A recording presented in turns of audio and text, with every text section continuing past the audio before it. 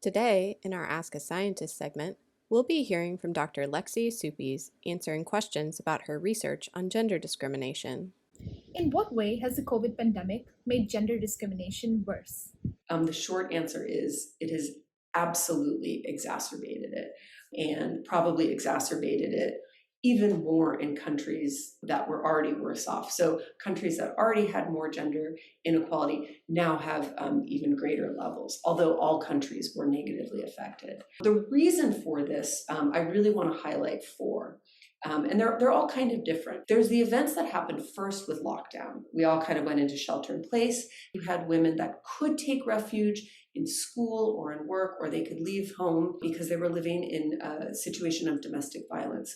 So suddenly there was a large number of women that were really trapped with their abusers, and this was very disconcerting. Second, we have the issue of employment.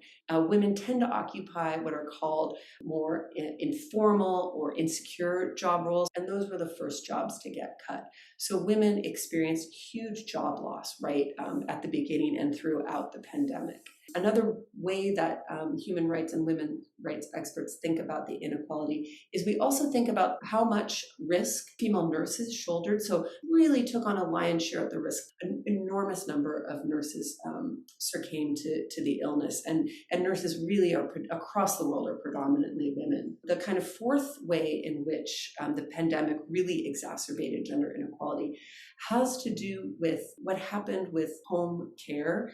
Now, already across the world, women do more of the work around the house. But with the pandemic, a staggering 1.5 billion children who were suddenly sent home, and they needed to be brought into the care of the family, which unfortunately often constituted either the mothers or older daughters.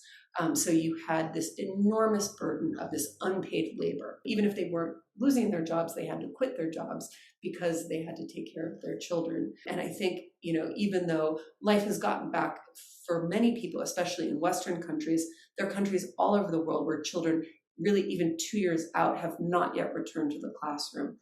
So we really have to keep our eye on that. What's happening to children, who's going to be taking care of them, and how that affects gender inequality.